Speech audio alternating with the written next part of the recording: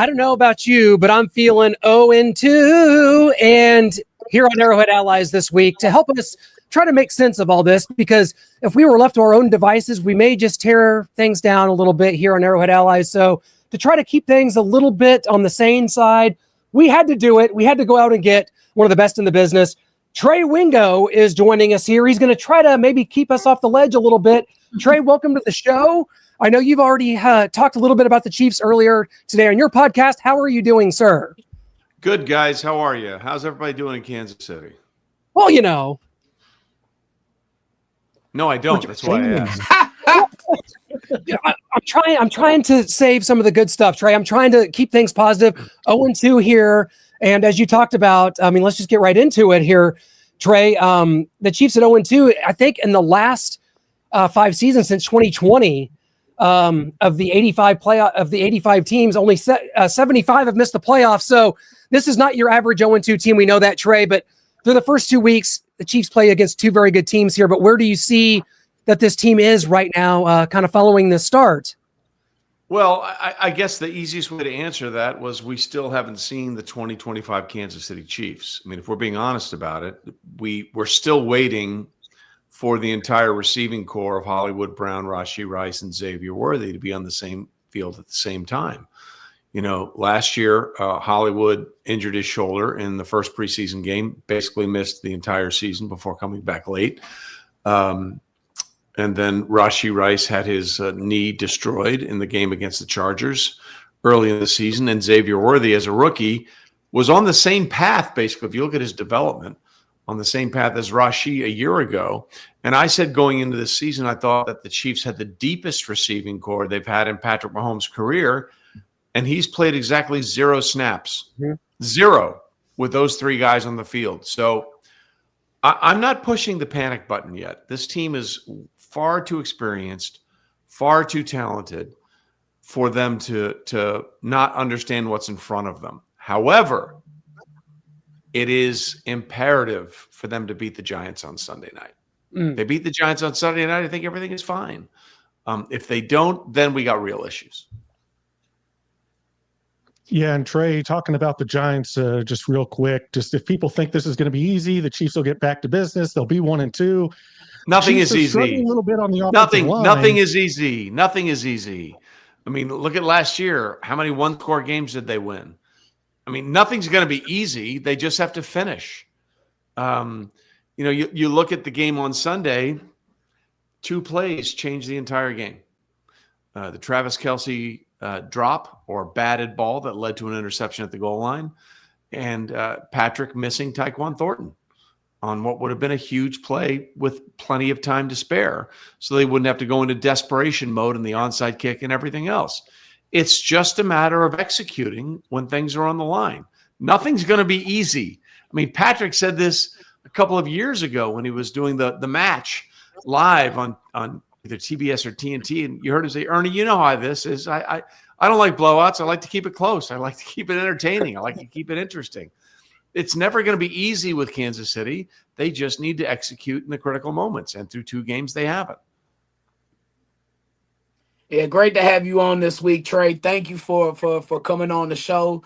But I was at the game yesterday, 109, row 6, sitting in my seat 13, and I got a really good version or video of the tush push and what goes into the tush push and how the Eagles are actually able to execute it.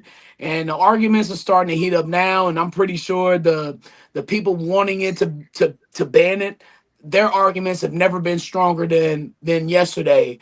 As to now, I believe they have a solid, concrete reason as to get rid of this thing.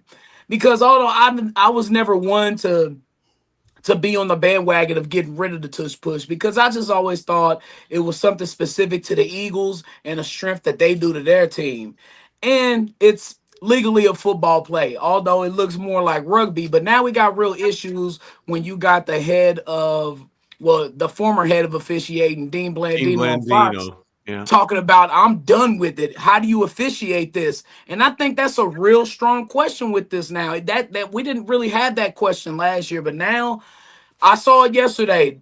It was about 3 or 4 offensive and defensive linemen for the Eagles and Chiefs, both going offsides and false starting. How does the NFL mitigate this situation now that we see that this kind of is hard to officiate on the field?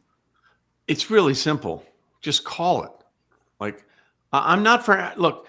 I have no problem with the Eagles doing the tush push. Okay, they're better at it than anybody. If it was this easy gimme play, right? Everybody would do it with the success that the Eagles have done it. We saw it in the AFC Championship game last year.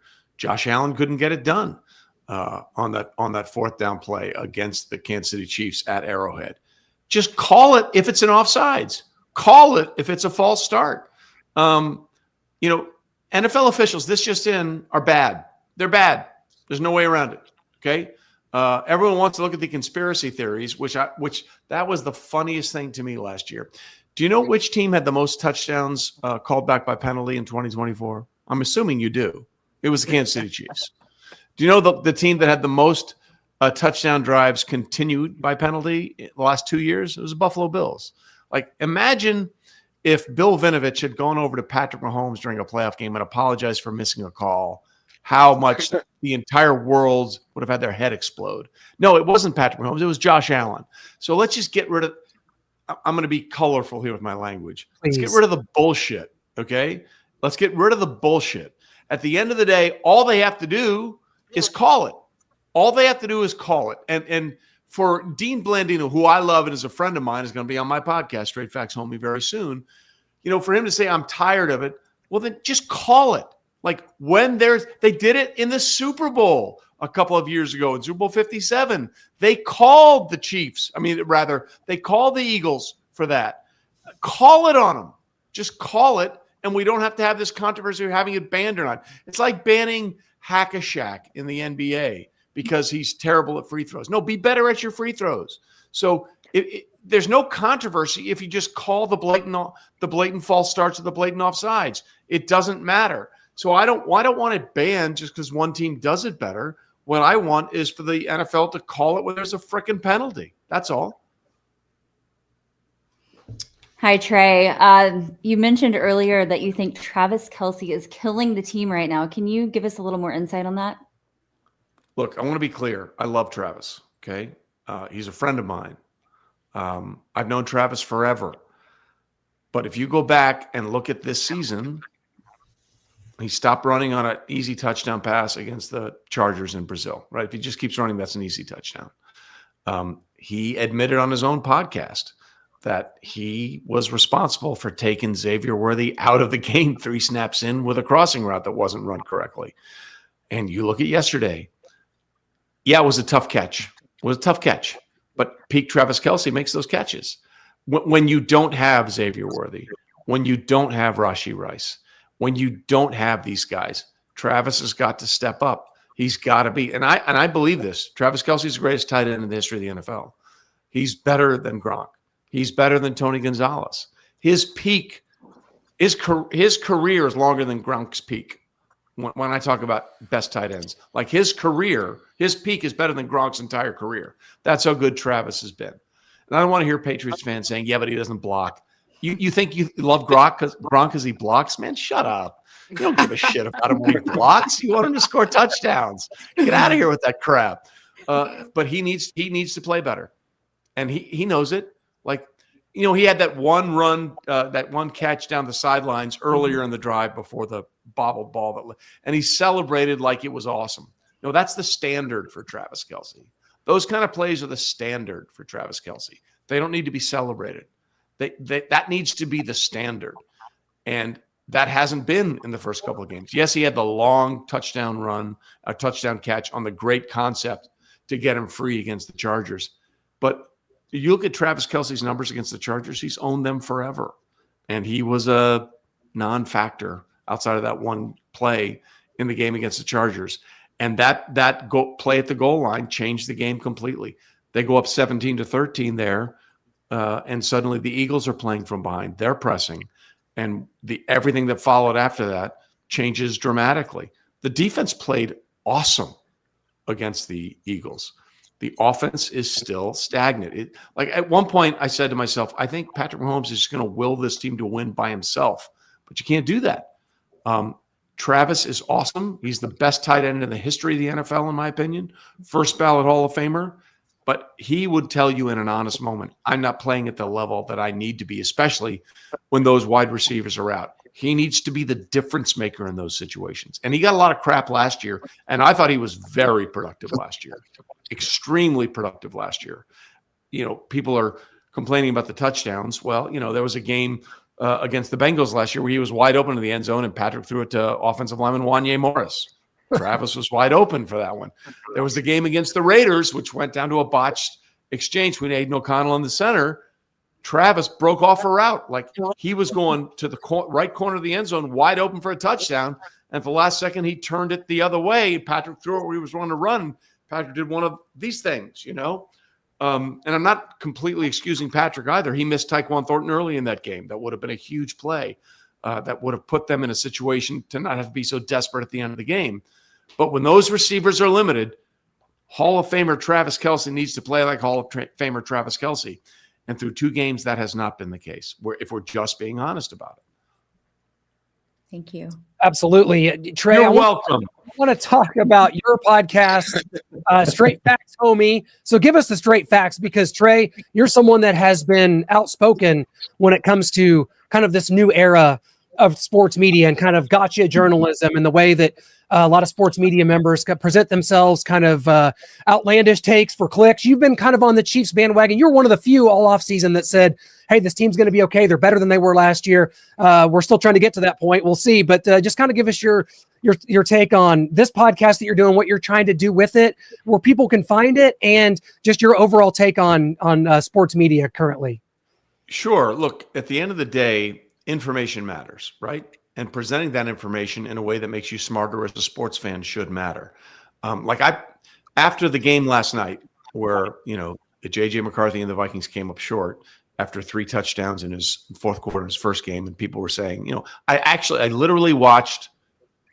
I didn't watch. Let me be clear. I saw clips of some shows where like, is J.J. McCarthy better than Caleb Williams? And I'm like, it's after 1 game.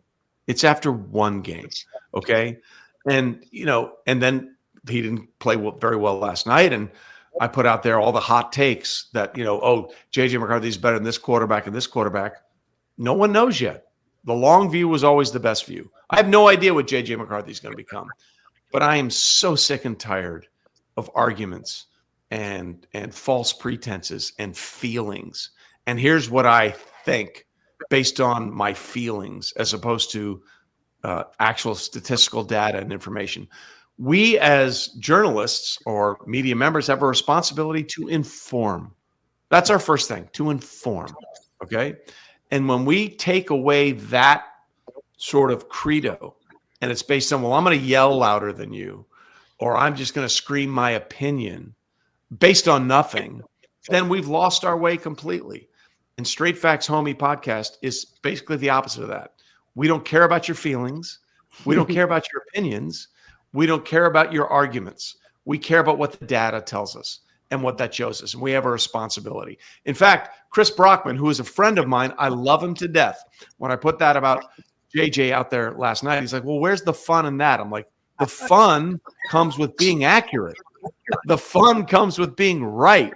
The fun comes with basing it on information and knowledge and understanding. Like anybody can have a debate over nothing, but you're just having a debate over nothing to see who's the loudest voice in the room. That doesn't mean you're right. It just means you're yelling louder. I have no interest in that. We used to say at ESPN years ago, we don't take ourselves seriously. We take sports seriously. And I feel like now we don't take sports seriously, but we take ourselves very seriously. And that's a problem. That's a problem. And let me be clear. It's not just ESPN. It's Fox Sports. It's everybody. If you want to yell, do it. If that's what you enjoy, have at it. Don't listen to us. Don't subscribe to our podcast. We're not going to yell at you. We're going to tell you this is what we're hearing based on information and data, or this is what the historical things show us. And that's the way we're going to present these things. If you want someone to yell at you and scream at you, there's a million places you can get it. I have no interest in that. It doesn't make you smarter as a sports fan. It doesn't make you. It doesn't help you understand what's happening. It's just somebody, just yelling at you. I have no interest in that, and I think a lot of things have lost their way. And all I want to do is present the information with you in a fun and entertaining way, but it's based on information. If the information isn't right, nothing else matters. Right. Well said. And I kind of want to go off on that as well, because some friends of the show and our media outlet here, Ron Jaworski, Sean Salisbury, Merrill Hodge, John guys. used to be yeah. And they were on Edge NFL Matchup going over it. Is there any way to get that back into mainstream media and television, or is that just something that's gone forever now? And they've got to do podcasts if you want to get the information like yours. Look, television is a dying industry. I mean, let's just be honest about it. 77 of the top 100 rated TV shows last year were NFL games. 77 out of the top 100 rated shows in 2024 were NFL games. Live sports is carrying television. So what do you do with this shoulder programming? Well, you want to create debates. You want to create this stuff where I think this and you think that, and let's scream at each other. I don't know if it's ever coming back. And that's fine with me. Like if that's what you want to put out there, go for it. I want to do things in a rational and calm way and do them based on the things that are important, which is the data, the statistics. And I want to be clear, like there are certain stats that I hate, right? The win probability stat, I hate it because it only shows up every time someone blows the win probability stat out of the water. Well, they had a 98.7% chance to win and they didn't. Well, that means it's probably not a good stat. You know what I mean? Like wins and losses to me are not a quarterback stat. Are you blaming Patrick Mahomes for that loss on Sunday? I don't think so. Are you blaming Josh Allen for the Bills' loss to the Chiefs in the 2021 divisional round where he shredded them? Absolutely not. Teams win games. Teams win championships. Our motto on Straight Facts Homie is this is where the debate ends and the information begins. And that's what we want to do. We want to present things to you informationally to help you understand what's happening. Yeah, one thing I noticed about this Chiefs team this year, and of course we talked about Kelsey already, but all of the leaders are not leading the way, are not playing like they normally should. And that includes Patrick Mahomes. And I talked about it with his deep ball accuracy just being a complete issue, not only this year, but without Tyreek Hill. The deep ball with him and his accuracy hasn't not been there. Kelsey, we talked about his mistakes. Chris Jones, we talked about his mistake last week. Went inside instead of containing outside. Yeah, exactly. Harrison Butker missing extra points last week and forcing the Chiefs to try and catch up on points. Missing an important field goal yesterday. What does the locker room do whenever your star players are either playing higher or lower? How does that affect the locker room in the NFL? It does. It affects it massively. And I want to be clear. You're right. Patrick's airmailed Tyquan Thornton when he couldn't have been more wide open. But again, like it's consistency, it's reps, it's getting comfortable. You go look at Xavier Worthy last year as a rookie. How many times did he run himself out of bounds? Right? Yeah. By not knowing situations. The year before, start with Rashee Rice, the first 5, 6, 7 weeks of the season. There's a book called Outliers by Malcolm Gladwell, which is basically the whole thing is it's not doing something, but it's not doing a million different things. It's doing one thing 10,000 times. And doing that one thing 10,000 times builds the repetition that's necessary for success. So when I see Patrick and Tyquan Thornton not on the same page, it's because they haven't had enough reps together. When I see last year Xavier Worthy running himself out of bounds a bunch of times, it's because he and Patrick hadn't had that same consistency together. You saw it in the Super Bowl between Rashee Rice and Patrick 2 years ago. Down the stretch of the season, they were on the same page in lockstep. So again, I'm patient with Patrick because he's blowing records out of the water. He just needs more time with these receivers. Again, 0 snaps in his career with Rashee Rice, Xavier Worthy, and Hollywood Brown on the field at the same time. I am firmly believing that once those three guys are on the field at the same time, this Chiefs offense is going to be very, very similar to what we saw when Tyreek Hill was here. And oh, by the way, let's talk about the Tyreek thing for a second. Since Tyreek left, he's had 400-yard receiving games. He had 15 in 22 and 23, which is tied for the most in the NFL. So Tyreek is not the issue. The issue is, has Patrick had enough time with these young receivers? And I hear a lot of Chiefs fans saying we're wasting Patrick Mahomes in his prime with these receivers. No, Brett Veach has done a great job. They just haven't been able to stay healthy. And that's a huge part of it.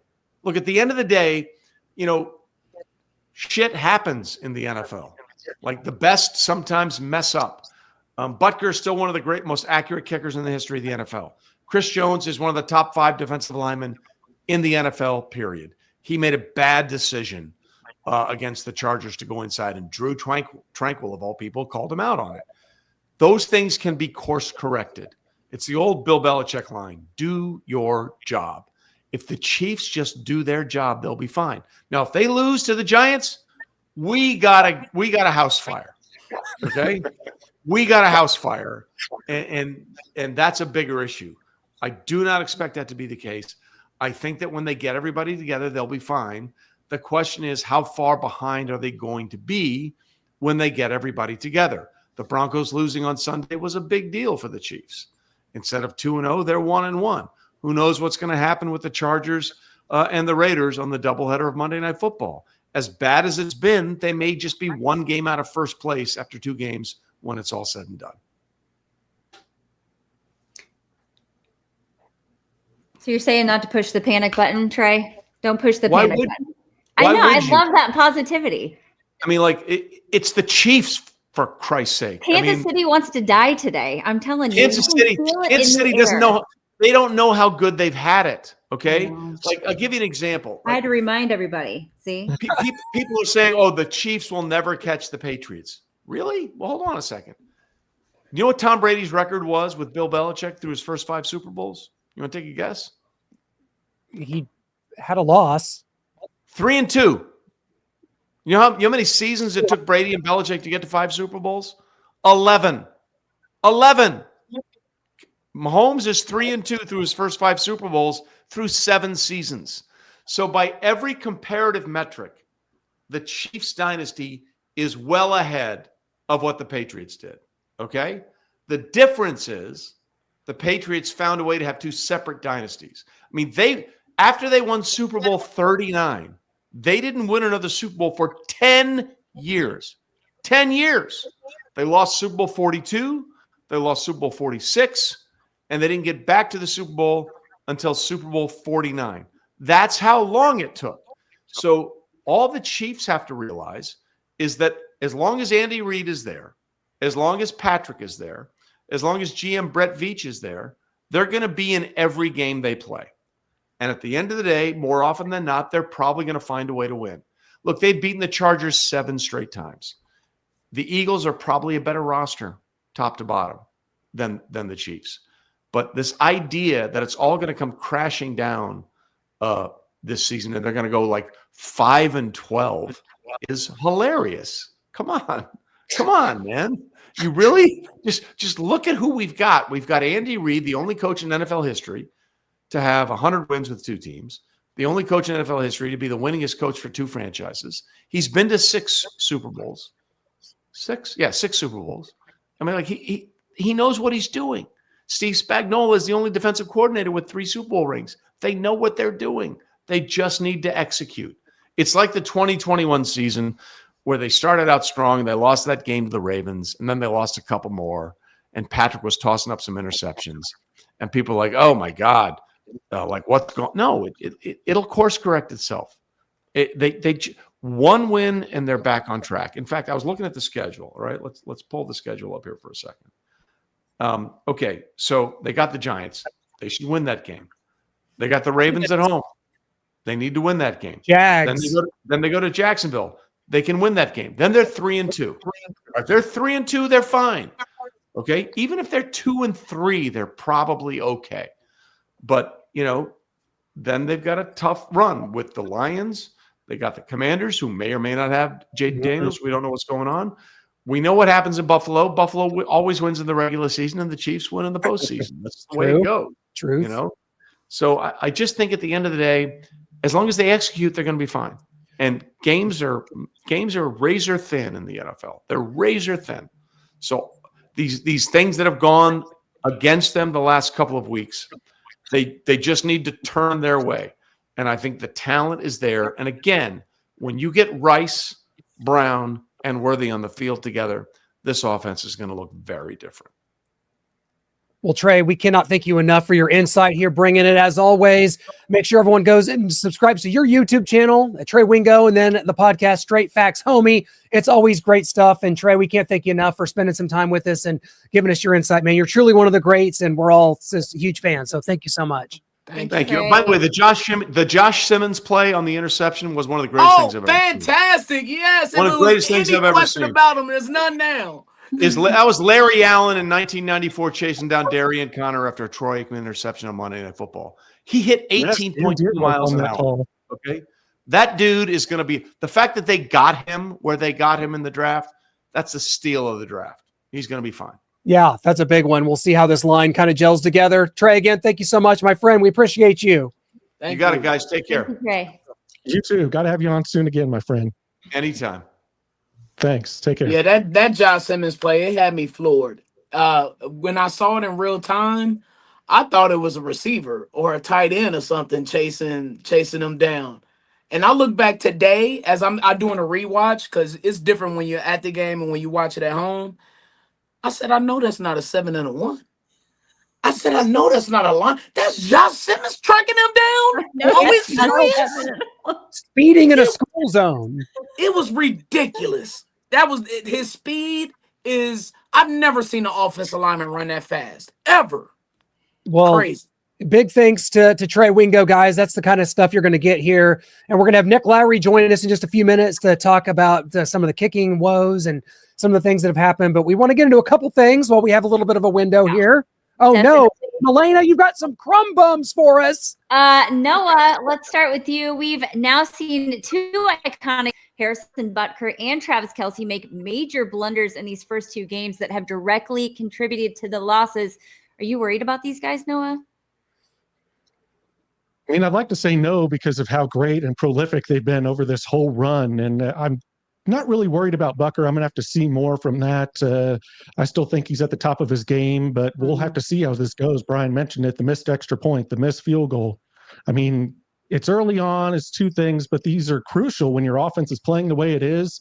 The defense finally showed up, but you cannot give away these points. You have to have them. So we're going to have more out of Butker. We're going to have his best the rest of the season, especially until Rashee Rice gets back at the very least.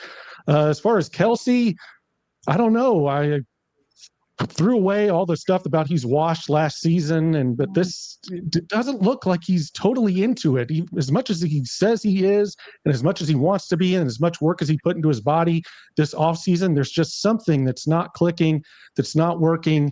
And it's not just Kelce. Brian talked about a little bit, kind of all the leaders, and they're not playing up to their standard, and we're not seeing the greatness that we are accustomed to here in Kansas City. And you see this, Kadarius Toney, the ball going through his hands, Juju, the ball going through his hands for an interception. Now here it is, poking its head out again with Travis Kelce, and it makes you wonder, is it Travis Toney? Is it Kadarius Kelce?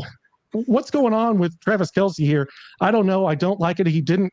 Brian talked about the play where Josh Simmons is running down Mukuabu from the Eagles, and where's Travis Kelce? You said it was a 7-1. It wasn't an 8-7 because Travis gave up on the play. Yeah. I saw that too. And I don't know I honestly don't know what to think of it because we saw it in the Super Bowl too. It was kind of the same thing where Travis Kelce was just kind of walking during the middle of a play. And sometimes you do have to wonder. It's like, did he want to get payback for the Super Bowl, just playing the Super Bowl again? Or was he prepared for a long season? When he was talking on his podcast, whether to come back or not. And it's like, man, starting from the valley of 0-0 after losing a Super Bowl, it's a reason why there is a Super Bowl hangover. But you do have to wonder, man, if he regrets coming back now instead of just walking off into the sunset last year. Because if you take Travis Kelce off the team, and Lord knows I never want to do that. I love Kelce to death. But if you take him off the team the past 2 weeks, you got to wonder what the results of the game might be. You got to wonder if he doesn't run into Xavier Worthy because he's kind of laid off the line of scrimmage. You got to wonder if Noah Gray, maybe he makes that play. Maybe it's not a touchdown, but okay, we're down at the 1 instead of it being a tipped interception. And I don't know, man. I'm looking at Kelce, and I saw there are flashes though. That catch that he made on that 4th down when he had to scoop down and get the ball low, and then he went on he had some yak of about 10 or 15 yards, and then you saw another play later on in the game on the right side where he was able to get a nice little yak after a nice catch, man. But like we said, the stars have to come to play. They have to, and the Chiefs stars have been letting them down, as well as everybody else on the team as well. But you look for the people who's been the standard throughout this dynasty run, and in order to find some hope, to find some inspiration whenever you're down. When the Chiefs are down 24-0 against the Texans in the 2019 divisional playoffs, it was like the score was 0-0 based on the sideline and what Patrick Mahomes was saying on the sideline. If you guys remember that moment. And they all came together after Patrick rallied them together and showed them what championship football is all about. Who is doing that these past 2 games? Because it's sure in the hell is not any of the leaders on the team, because they have not been playing up to their standard. The coaches have not been coaching up to their standard. We haven't seen the best playbook. I thought we saw a good playbook from Spags yesterday. But as far as the offensive side, we haven't seen the best playbook that we could see, or the best game plan from those guys. So I think it's just a rallying cry for everybody to step their damn game up, from the rooter to from the water boy to Andy Reid to Clark Hunt to everybody has to step their game up now. It has to be championship level football from here on out. Yep. Well said. And we got a Raiders fan over here on Instagram. Says it feels like a lot of drama. They need to get rid of Travis. I think he's toxic. So hey, stop it. Stop. Whoa, See, that's the whoa. nonsense we don't need right there on the show. Bro makes a couple bad plays, and now we're cutting the guy from the team. Well, he's a Raiders fan. I'm sure that's wishful thinking. Like, get rid of Travis. Yeah, that's a good idea as a Raiders fan. Trade us Brock Bowers for Travis Kelce. How about that? There you go. Sure. Oh man. Okay, Brian, I just want to talk about this Eagles tush push. What are your thoughts, considering they used it 7 times against the Chiefs? Do you feel like they defended it well? And what was your take on the defense in general? I mean, you were at the game. I thought the defense came out with a lot of juice, which to me made a big difference. It was like 2 different defenses from week 1 to week 2. So I love what they did. And I thought they game planned well against the tush push. But here's something that the tush push provides that we don't even know, that if you really break it down, it gives the Eagles a chance to really take gambles that other teams can't take on 1st, 2nd, and 3rd down. Because if it's 4th and 1, if it's 3rd and 2 or whatever, we're in tush push territory right here. So like, okay, we can gamble on a 1st down. We can do a play action. We can do a bomb. We can do a dagger or something to a wide receiver, because we know all we need to do is get it to 3rd and manageable and 4th and short, and we're going to get the 1st down. But I thought the Chiefs came in well prepared for the Eagles defense with the tush push and everything else that they have to offer. It's just that you saw a lot of times on 3rd down, on 3rd and long or 2nd and long, they were able to hit a slant to A.J. Brown, or they were able to hit an RPO or something to Devontae Smith on the side to really get those 3rd manageables, those 4th and shorts. But look, like we talked about with Trey Wingo, clearly we saw video evidence of not only the Eagles, but the Chiefs being offsides too. And now we get to a point to where, whoa, how in the hell do we actually manage this thing? Because on the last play where the Eagles got their 1st down or got the touchdown to go up 10 points, they sped up to the line of scrimmage. And they do this on purpose. They stay in the huddle, and then they speed up to do a quick snap count to catch the defense off guard, to catch whatever momentum that you can catch. Because the only difference with the tush push is that the offense knows the snap count. The defense doesn't know the snap count, and that's the total disadvantage you have with just needing to get 1.5, 2 yards with this thing. But I think this gives legitimate argument and a legitimate push to really ban the tush push after this year. It's coming.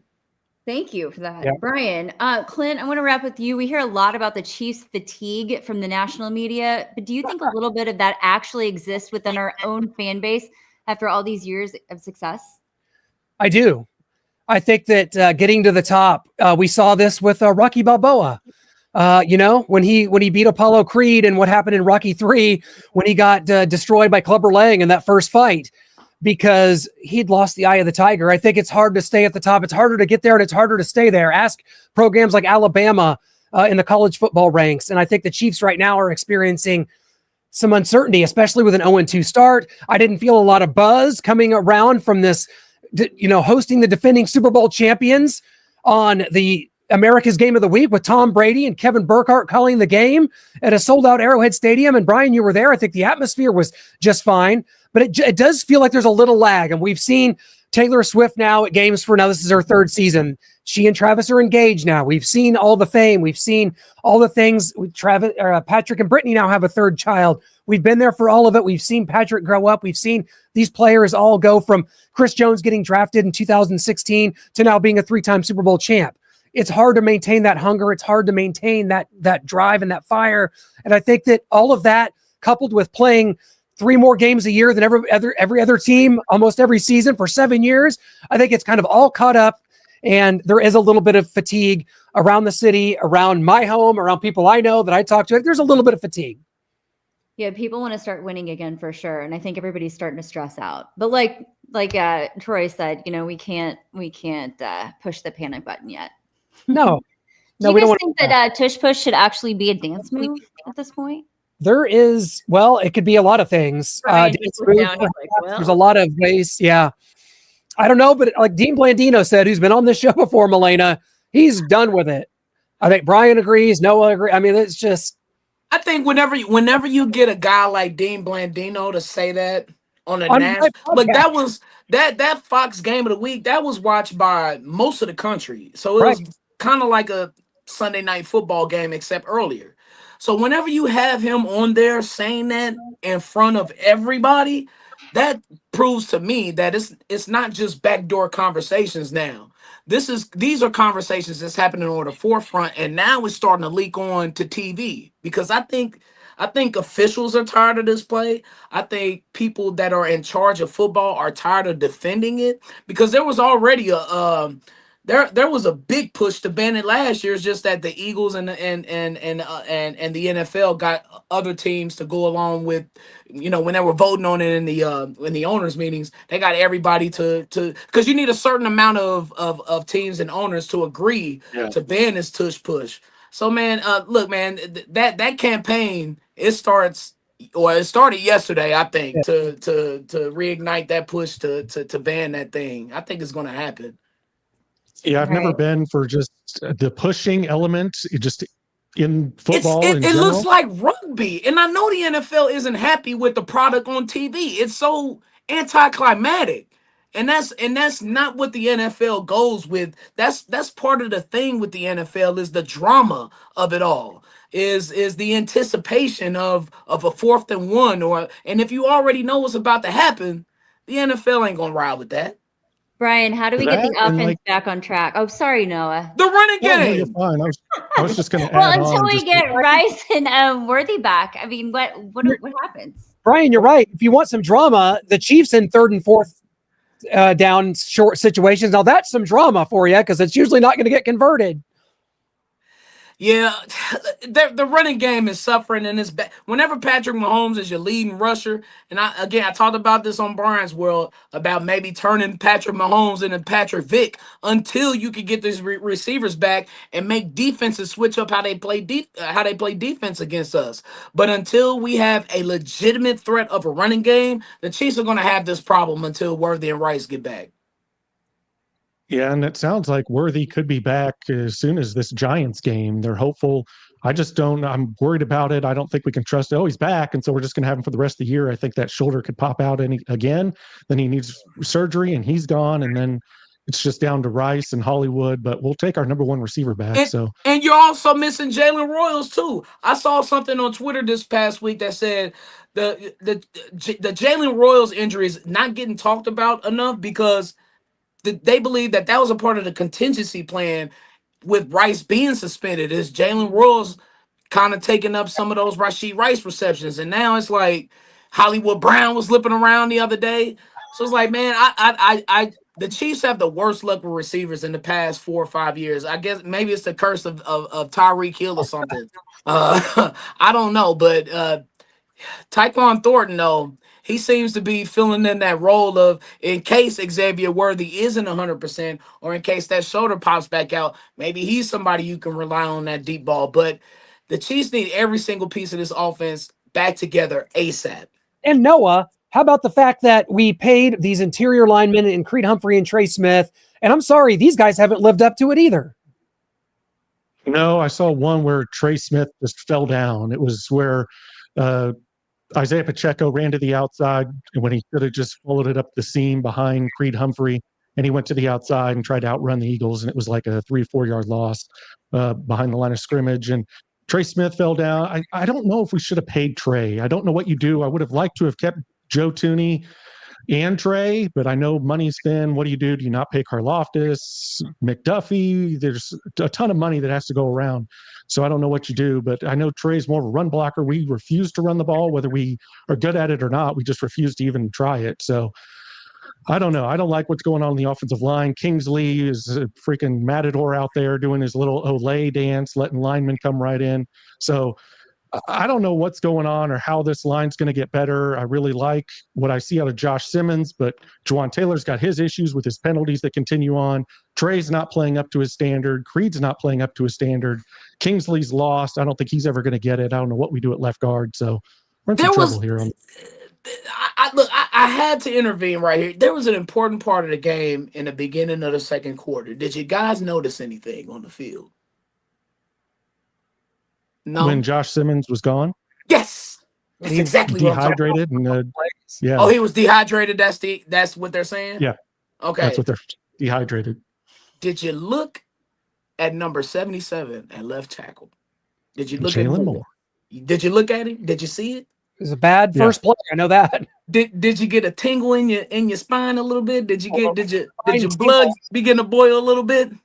Look, I had my eyes on him. I said, what the hell is Josh? Is Josh Simmons hurt? I had no clue. But I did look at 77. I thought he looked fine. I thought he looked aggressive. By the way, Josh Simmons is going to be at that left tackle spot for the next 15 years, Chiefs Kingdom. We might as well retire number 71 right now. I just want to say that right now. This year it's Josh. 15 he looks great. But our next right tackle is on the field right now. And I think he could be the right tackle this year. I think Juwan Taylor's on a really, really thin ice. I think his leash is really short because they got a great right tackle right there. I think Jalen Moore could play left or right tackle for this team. But I'm telling you, I'm just saying, it was only a series. It was only like 4 or 5 plays. But I'm telling you, watch. There's something to keep on your radar, Chiefs Kingdom. Jalen Moore looks good. If him replacing Juwan Taylor, I know that's on everybody's wish list right now, Chiefs Kingdom. It could be coming soon. And I noticed Juwan Taylor had look, the penalties and letting a couple sacks go yesterday certainly doesn't help his case. I'm just saying, watch 77, Chiefs Kingdom. Well, we're going to close off today as we're trying to have a little group therapy session. Nick Lowery, Chiefs Hall of Famer, you're going to kind of help us take us home here tonight as we lead into a Monday Night Football doubleheader. Nick Lowery, how are you doing, sir? Well, we have had a great run. And the run may not be over, but it's going to have to take a different form because we're not Tariq Hill offense that could score in 2 seconds and embarrassed the reigning dominant team, the New England Patriots. You might remember in our first Super Bowl season, we don't have a really dominant running game at this point, as showed yesterday. Travis Kelce is, I think, writing his own songs now, because that's what seems to be in his head a bit more than the kind of remarkable big play, Hall of Famer that he's been the last 8-9 years. So then we have a quarterback that is the best thing that's ever happened to us. God bless Len Dawson.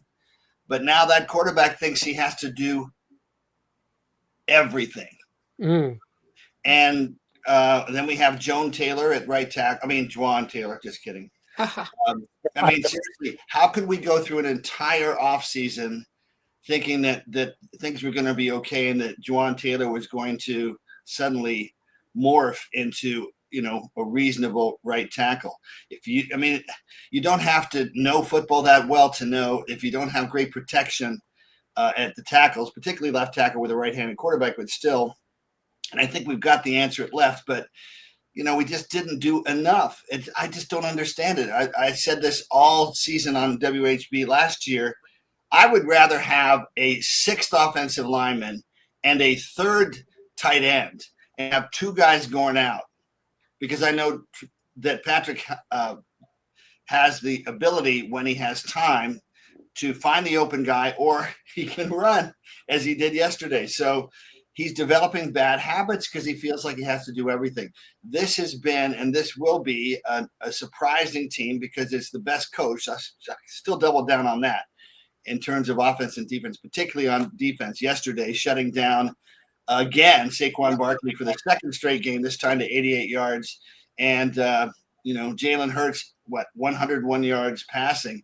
But imagine how well we would have done if we could sustain a drive and pound it out when we want to. We haven't been able to pound out anything for a long time. And you remember in the Super Bowl, we had almost no runs. We had, 1 run in the first half, and then you get behind and you have to throw. So I just don't – I almost feel like it's sort of loving and admiring Patrick Mahomes so much that we think he's Superman.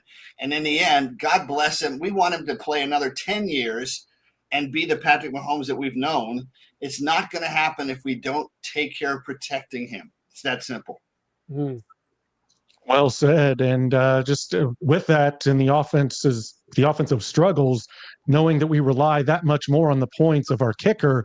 We've had a missed extra point in week 1, a missed field goal, although it was a long one yesterday. What do we make of Harrison Butker? What have you seen out of him? And is this just something that, okay, these 2 things happen, but it's not a continuation? It's not something to worry about. Hey, he's hit a 58-yarder. He is good. He's one of the 2 best kickers in the NFL. I'm not worried about him. What happens, though, I will say this: when you're a kicker and every single point matters because your offense, you just don't know what they're going to do, and your defense is good, but maybe not quite as dominant, not with the great pass rush we've had in the past, perhaps. You start thinking maybe, So we have to be more balanced. And, of course, missing our 2 best receivers makes a huge difference. But, again, I may be a kicker, but I know you win the game on the line. You win the game knowing that you can push it. How did Philadelphia win yesterday, Milana? They won with the tush push, right? That's right. I'm sure they would have been preferring to be pushing. No, I'm just having you in the tush push too. But we had to be inappropriate. Sorry. But the truth is they won with the dominant on the big plays when they could get the big first down or the touchdown. Of course, even to the point where they wouldn't call them when they were offside. Was that 3 times they were offside? So it's one on the offensive line. It's one with a pass rush. That's it. Nick, I'm happy you're on the show because I've always wanted to ask you this, and this has nothing to do with the game. But after your last season with the Chiefs, you actually attended a Chiefs game. How did that, when you were playing with the Jets, how in the hell did that work? Because you were actually in the stands. I think this was 1994, 1995. How did you work that out with the Jets?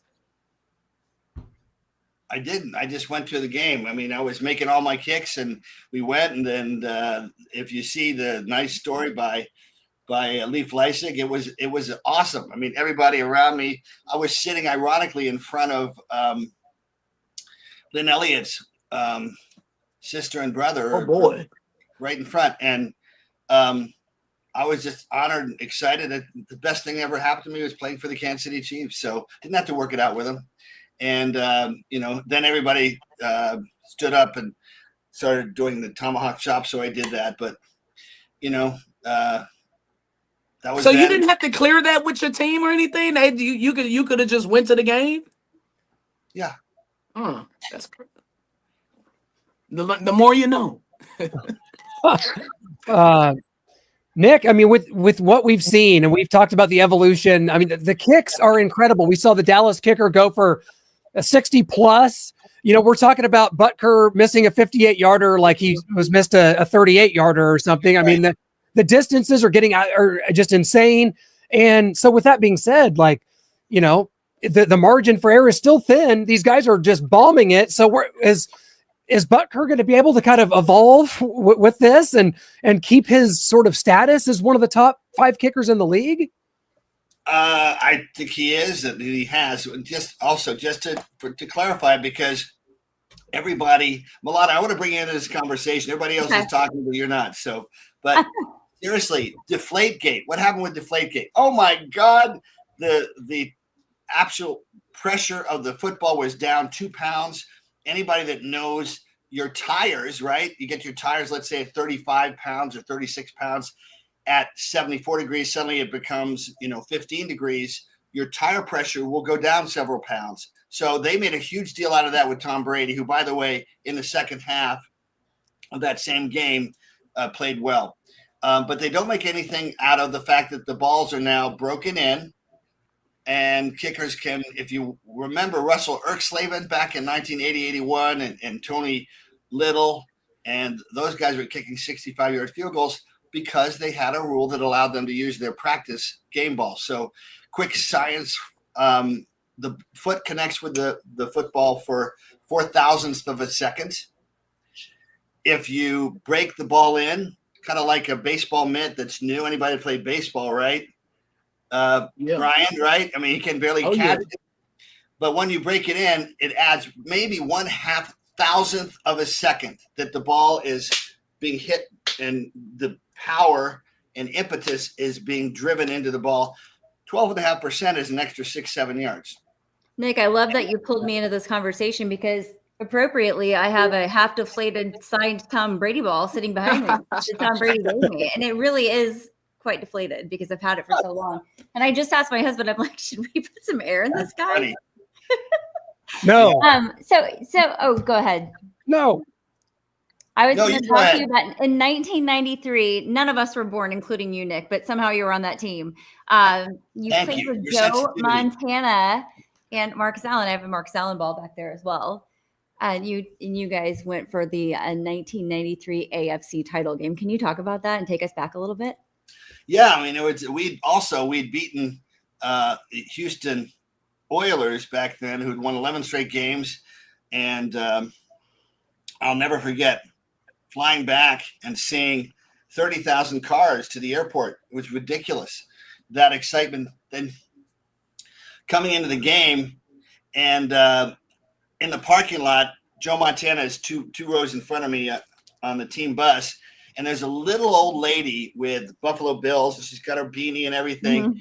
And she's right next to our bus as we drive by, and then she goes, and Joe Montana goes, "Welcome to Buffalo, gentlemen." So that game was huge. And frankly, a guy who's become a pretty good friend, Bruce Smith, I kicked my second field goal late in the third quarter. We're 20-13. We stop them. We get the ball back. So if we score, we tie the game in the fourth quarter, and Bruce sacks Joe and gives him his worst concussion ever. And by the way, it was so bad that the Chiefs had security guys standing and sitting on either side of Joe, and I was about 10 feet to his left, 15 feet to his left, and the guy in front and the guy in back, so they couldn't see that Joe was kind of reeling for a good hour after that hit. If he had stayed instead of David Craig, we still might have beaten them. And I know we would have done a better job against the Dallas Cowboys in the Super Bowl. Amen. Agree. Absolutely, Nick. We're trying to get this thing back on track. We are desperately out of time here on Arrowhead Allies as we are leading into Monday Night Football tonight. To double headers going on. We are just at the end of our ropes here, Nick. Thanks so much for jumping on. We're trying to get this thing back on track. The Chiefs go to the Giants next week, and then the Ravens. It's a chance to get a couple big wins here and get this thing back to 500. That's where we're at, Nick, right now. Chiefs 26, Giants 20. No, Yes. There it Love is. hey, call it a close. It's going to be a close one. I agree. Thank you so much, Nick. Thank you. Thank you, Nick. Thank you. You know, I wanted to ask you guys this question because I'm having difficulty right now determining who should be feeling better. Okay, because if we beat the Giants by one possession next week, I'm still not going to be satisfied or happy with that victory. No. But then I look at the Cincinnati Bengals. They're 2-0, but they have issues all over the place. So would you rather be in the Cincinnati Bengals shoes with the issues they have and being 2-0 with barely having wins over the Jaguars and Browns, or And Mahomes out losing 3 to months? 2 Super Bowl contenders? No, you're right, Brian. You're in a better spot at 0-2 than I think maybe even the Indianapolis Colts are at 2-0. Right. And so forget the Bengals who've lost their quarterback for possibly the season. So you're right, but that doesn't mean I think that it's a transition. Trying to win this game against the New York Giants, it's going to be our dipping the toes back in the water back to winning football, whether that be by one possession or multiple. So it's about getting there, getting the win. Russell Wilson just threw for 450 yards in this last game, guys, in a loss to the Cowboys. The Giants aren't good. They're not a team that should be beating us, but the Chiefs have got to find a way to win football games again. They got to figure this out. So, Brian, it's going to be hard to be satisfied now. Fast forward a week and it's 1-2, and you bring the Ravens here and you walk out of that 500. You're 2-2. You can just all bets are off and you're right back to square one. So that's next week. We'll cross that bridge, of course, when we get there. But Stay positive, everybody. well, this is prediction time, Marlena. So I'm gonna start the predictions now because I'm just Marlena. Chiefs win. Chiefs beat the Chiefs are going to win, and I think it's going to be a great vote of confidence for them, and they're going to feel what it feels like to win again. And I think that's what's going to carry them through the rest of the season. The Eagles are tough, you guys. We've played some tough games. It's not like we played some chumpy guys. I mean, and we were down receivers. I mean, there's some weird thing. I mean, we didn't even talk about Andy Reid making that wonky call yesterday. Yes, Marlena, thanks for bringing that up. He always takes accountability for things. Not And I Milana, think by the way. Sorry, Marlena, for that. Okay? I said not Milana, by the way. It's oh, that's okay. I mean, I called Justin Hebert last week. So, I mean, touche. We all do it. Yeah, I like the Chiefs. Been a little more humbling for Justin. We're just going to say it's 24-21 Chiefs. And remember when the Giants came with Daniel Jones here in the middle of the Chiefs struggles back in 2021? Just put that game in, and it's going to be that game. Okay. Oh, good. I'll go ahead and take it before Brian goes. And I know I had us losing last week bad, and it was a close game. But I've got this one, although I don't think it's going to be easy because we've seen our struggles on the offensive line. The Giants can rush the passer at least, so that's going to give us some problems with the likes of Brian Burns and Kayvon Thibodeau and Abdul Carter, their number one pick. So it's going to be a struggle here, but I think we get the win 23-17 at 6 points. And if you want to see me say some crazy things on this show, let the Giants win this game. Noah's back on the train, everybody. Noah's back. You mean like the 10-9 loss or whatever it was in 2017 when we went to New York? No, don't do that. No, I hated that game. I specifically remember that game because I was flying into town on the morning of that game, and I thought Patrick Mahomes might have saw some time that game because I thought we was going to blow the Giants out. Mm-hmm. Like, okay, with Alex Smith, he'll be out of the game by the fourth quarter, and we'll get to see a little Patrick. Yeah, that was Kelsey throwing an interception, right? Yes. Yep. Yeah, Kelsey threw an interception that game, and we lost 3 straight. Remember, we lost to the Jets and Bills. It was the New York sweep. Yeah, Jets, Giants, and Bills. So, and the Bills, this was the year before they drafted Josh Allen. So, they weren't even. Right, Taylor, the quarterback that day. I think it was Tyrod Taylor. Yeah. Yep. Yeah. That's what Milena. These are the things that stick with these. There's reason why men are only capable of so much in this world, and you just had a crash course as to why. Because we remember those random horrible overtime losses from 7 years ago. Yes. Terrible. We are, okay? None of that's happening this week, though. What'd you say? Well, I was going to say none of that's happening this week. It's going to be a dirty, We're gonna muddy be game. good. Yeah. It's going to be, I think this is the biggest test for the offensive line this year. Yep. They'll pass it. Look, the Giants' defensive line is mean. It's probably a top 3 defensive line in the National Football League. But I think the Chiefs will get away with this. I'm not going to be happy with a 1-possession win. I'm not. So I'm thinking 22 is going to be ugly. 22, let's go 23-12. Chiefs get the dub Sunday Night Football. There it is. We're leading you guys in. It is Monday night doubleheader. We're so excited. From Elena Scantlin Barrett, for Brian B. Shiner from Hot 103 Jams, from Noah and I. We can't thank you guys enough. We love it every week.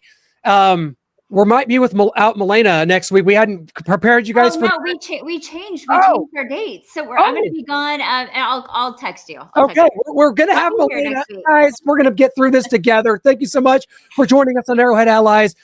United we stand, divided we fall. Thank you, everyone. Here's to 1 and 2. Go Chiefs!